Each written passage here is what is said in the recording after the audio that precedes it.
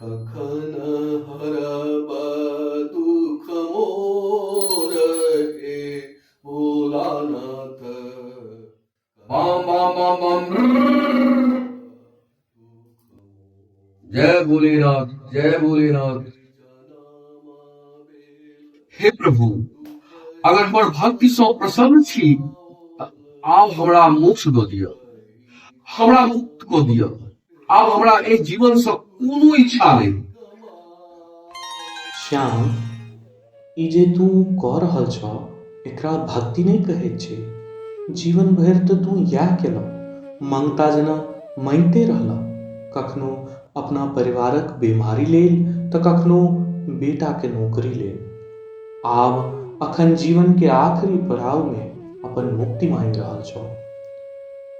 ई भिखमंगन श्रद्धा के श्रद्धा कहैत छहक? हमरा तू कोनो सरकारी बाबू बुझै छ जे घूस दै छ? हमर ई काज भऽ जायत तऽ हम अहाँक दर्शन लेल एतऽ जायब, ओतऽ जायब, एते रुपया के प्रसाद चढ़ायब, एकरा तू भक्ति कहैत छहक? हे भोलेनाथ, हम जे देखलिए हमरा जेना सिखायल गेल तहिना हम अहाँक पूजा केलहुँ। अहाँक भक्ति में हमर कोनो की कमी रहि गेल? भक्ति के अर्थ होइ छै पूर्ण समर्पण। तू हमरा प्रति कहाँ समर्पित छ? तू तो अपन स्वार्थ लेल हमर भक्ति करऽ के स्वांग कऽ रहल छ। जीवन भरि तो ओही स्वार्थ सँ हमर पूजा केलऽ ने।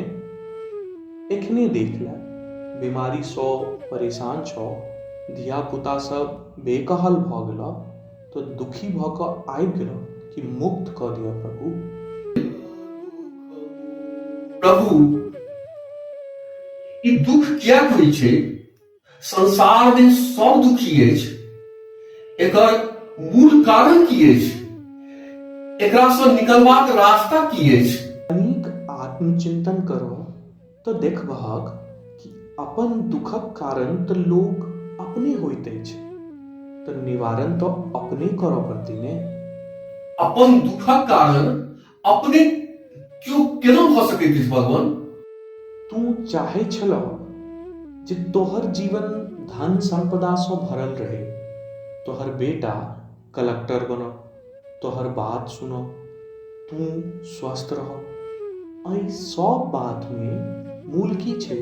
तोहर इच्छा। इच्छा पूरा भेला तो खुश भऽ गेला, नहीं भेला तो दुखी भऽ गेला। हे महादेव, लोग गाछो लगबैया तो लोग के उम्मीद तो होइते छै कि ने? उम्मीदे सँ ने लोग कोनो कर्म करैया। कर्म करनाइ तोहर हाथ में छौ। गाछ में फल हेतै कि नहीं हेतै ई तोहर हाथ में नहीं छौ। आ जहन तोहर हाथे में नहीं छौ तो माथा किया पिटै छौ? एकटा बात बुझलहक, इच्छा सँ जतेक चिपकाव ततेक बड़का दुख आबऽ वाला अछि। ओकरा क्यों नहीं रोकि सकैया। हे शंभो, अहाँ तो सृष्टि के पालनहार छी। अपन सुख दुख के लेल अहाँ से नहीं कहल जेतै तऽ ककरा से कहल जेतै? हमरा द्वारा सृष्टि के एकटा बनल बनायल नियम छै, जेहन कर्म तेहन फल। अगर तोहर कर्म सत्कर्म छौ तो तोरा मुक्ति से क्यों नहीं रोकि सकैया। अगर तोहर जीवन विकार से भरल रहल तो तोरा क्यों नहीं बचा सकैया। मुक्ति एतेक आसान नहीं छै। जाबत तक तोरा कर्मक हिसाब से फल नहीं भेटतो ताबत तक तू एहि मृत्यु लोक से मुक्त नहीं भऽ सकै छ। एकरे धर्म कहै छै। अगर धर्म पर चलै छ तो केकरो से मांगऽ के जरूरत नहीं, और नहीं चलै छ तो मंगला से किछ हेबो नहीं करता। हे आशुतोष, जय धर्म के हम मानै छी, जय विधि विधान सँ हम अहाँक पूजा करै छी, ओ सही नहीं अछि की? तू संप्रदाय के धर्म बुझि रहल छा।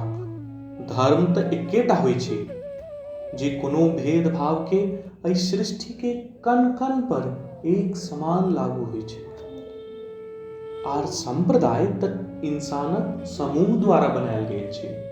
एना बुझक, तू अपने मिथिला में देख ले, कतेक भिन्नता छै। एक गांव में विधि व्यवहार किछ आर छै तो दोसर गांव में किछ आर।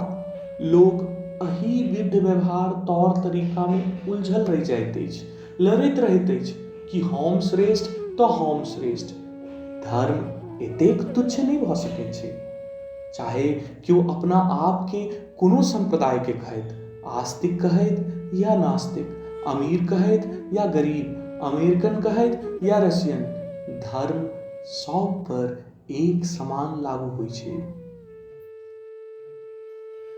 हे नीलकंठ, हमरा सत्य से साक्षात्कार कराओ। धर्म की छै आ धर्मक रास्ता पर कोना चलल जाय से बताओ।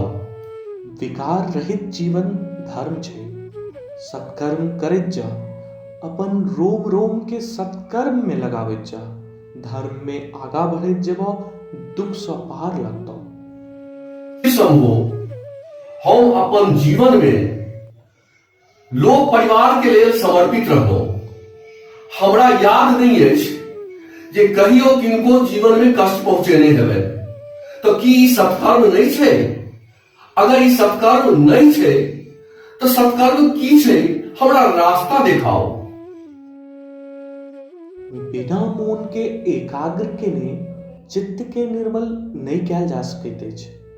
अगर मोन निर्मल नहीं छै तो इंद्रिय से सत्कर्म नहीं भ सकैत छै। तू अपन लोक समाज के जिम्मेदारी निभेला, ई तोहर जवाबदेही छला। लेकिन कि ओ जिम्मेदारी निभाबो में कहियो अपन मोन में अहंकार द्वेष नहीं जगेला, केकरो प्रति घृणा नहीं केला, रखला ने मोन में पाप जगेला ने? तो बुझा मोनक कर्म प्रधान छै आ मोन सत्कर्म जगेनाय ही धर्म छै। मोनक कर्म प्रधान छै? हम नहीं बुझलहुं। दूटा उदाहरण से बुझक। डॉक्टर मरीज के ऑपरेशन कर रहल छथि आ संयोगवश ओ मरीज नहीं बचि पेलनि। दोसर उदाहरण में एकटा आतंकवादी गोली मार के केकरो हत्या क दैत छै। दुनू उदाहरण में परिणाम तो एके छै, लेकिन की दुनू के एक फल भेटतै? बिल्कुल नहीं, कियाकि एक के मोन में दया करुणा छै और दोसरक मोन द्वेष आ घृणा से भरल छै। तें अपन आप के मुक्त करऽ के छौ तो मोन के सत्कर्म में लगाओ। प्रभु, पुनर्जन्म होइ छै की? आ की कर्म के फल भोगऽ लेल पुनः पृथ्वी पर आबऽ पड़ै छै? पुनर्जन्म होइ छै नहीं होइ छै, ओइसे तोहर एहि जीवन में की फर्क पड़तो? धर्म अभ्यासक विषय छै, वाणी विलास और बुद्धि विलास के विषय नहीं छै। मनुष्य जीवन बहुत मूल्यवान छै। लोग अज्ञानतावश तर्क कुतर्क में जीवन व्यर्थ क दैये और धर्म के मार्ग पर नहीं चले। धार्मिक बनो, धर्म के रास्ता पर चलो, धर्म के रास्ता पर चलो। जय महादेव, बम बम भोले, बम बम भोले, जय महादेव।